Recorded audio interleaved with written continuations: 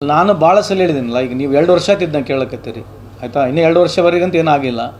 ಮೊದಲನೇ ಒಂದು 3 ತಿಂಗಳಿಂದ ಪ್ರಾರಂಭ ಆಯ್ತಿದ್ದು, ಇಲ್ಲಿವರೆಗೆ ಹಂಗೆ ಬರ್ತಾ ಇದೆ. ನನಗೂ ಅದೇ ಅಭಿಪ್ರಾಯ ಇದೆ. ನೆಕ್ಸ್ಟ್ ಮುಂದೆ ಚಂದ್ರಬಾಬು ನಾಯ್ಡು ಪ್ರೈಮ್ ಮಿನಿಸ್ಟರ್ ಆಗ್ಬೋದು ಅಂತ ಇದೆ, ಅಥವಾ ನಿತೀಶ್ ಕುಮಾರ್ ಅವರು ಆಗ್ಬೋದು, ಅಥವಾ ನಿತಿನ್ ಗಡ್ಕರಿ ಆಗ್ಬೋದು ಅಂಬೋದಿದೆ.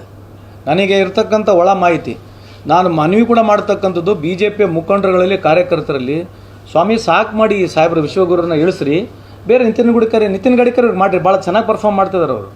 ಅಂಥವ್ರು ಯಾರನ್ನ ಪರ್ಫಾರ್ಮ್ ಮಾಡ್ತಕ್ಕಂಥವ್ರು ಸ್ವಲ್ಪ ಎಲ್ಲರನ್ನ ತೊಗೊಂಡು ಹೋಗಿ ಸ್ವಲ್ಪ ಅಂಥವ್ರ ಬಗ್ಗೆ ಇದ್ದರೆ ಚೆನ್ನಾಗಿರುತ್ತೆ. ಇದು ನಾನೇ ಬುದ್ಧಿವಂತ, ನಾನೇ ವಿಶ್ವಗುರು ಅನ್ನೋದನ್ನು ಸ್ವಲ್ಪ ನಿಂದಿಸ್ಬಿಟ್ರೆ ಬಿ ಜೆ ಪಿಯವರು, ಇದು ದೇಶಕ್ಕೆ ಅನುಕೂಲ ಆಗ್ತಕ್ಕಂಥದ್ದು ತಮ್ಮ ಮುಖಾಂತರ ಮನವಿ ಮಾಡ್ಕೊಳ್ತೀನಿ ಅವರಿಗೆ. ನಾನು ಭಾಳ ಸಲ ಹೇಳಿದ್ದೀನಲ್ಲ, ಈಗ ನೀವು 2 ವರ್ಷ ಆಯ್ತು ಇದನ್ನ ಕೇಳಕತ್ತೀರಿ ಆಯಿತಾ. ಇನ್ನೂ 2 ವರ್ಷವರೆಗಂತ ಏನಾಗಿಲ್ಲ.